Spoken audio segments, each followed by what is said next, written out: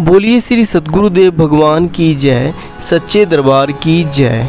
ये तो आप सभी भक्तों को पता ही है कि हमारे आशु बाबा कितने दयालु हैं और वे अपनी इसी दयालुता के कारण ही भक्तों पर अपना सर्वस्व लुटा देते हैं।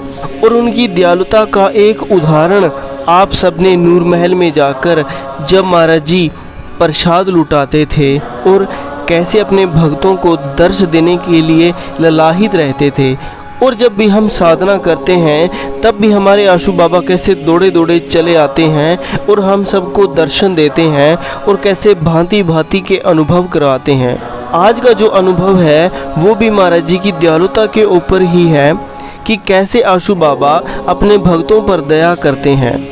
आज का जो टाइटल है वो है आप कितने दयालु हैं आशु बाबा। अनुभवों की श्रृंखला में एक बार फिर से आपका स्वागत है। तो चलिए स्टार्ट करते हैं बिना किसी देरी के एक और दिव्य अनुभव। आज का जो अनुभव है वो है रीटा शर्मा का, जो कि रहने वाली हैं जनकपुर दिल्ली की।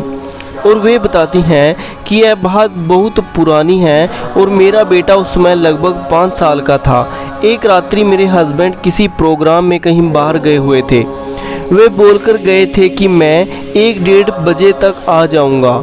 समय आगे बढ़ता गया और मैं इंतज़ार करती रही, पर वे वापस घर नहीं आए।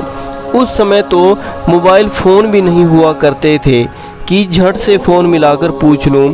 जैसे जैसे समय बढ़ता गया और मुझे अधिक चिंता होने लगी।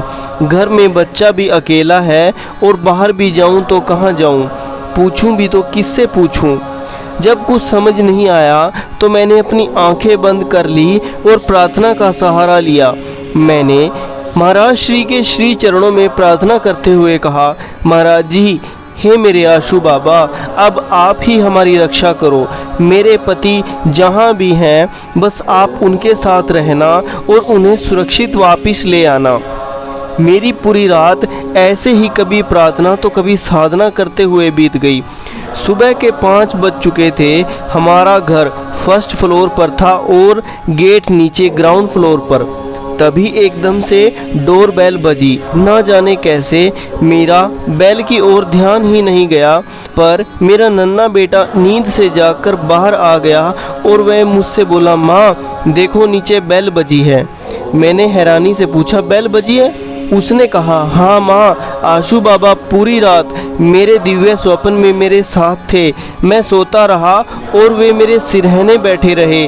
अभी उन्होंने मुझसे कहा तुम्हारे पापा आ गए हैं और मैं जा रहा हूँ। और वे मेरे पास से उठे और आपके पास आकर खड़े हो गए और आपसे बोले, तुम चिंता मत किया करो, मैं हमेशा अपने बच्चों के साथ ही रहता हूँ। इतना कहकर आशु बाबा वापस लौट गए। जैसे ही मेरे बेटे ने मुझे महाराज जी का यह मैसेज दिया, डोर बेल फिर से बजी। सच में दरवाजे पर मेरे पति ही खड़े थे। मैंने तुरंत अपने पति को अपनी सारी बात बताई और महाराज जी के श्री चरणों में अपना कोटि कोटि प्रणाम अर्पित किया कि हे मेरे गुरुवर, हे मेरे दया निधान, आप कितने दयालु हैं मेरे आशु बाबा।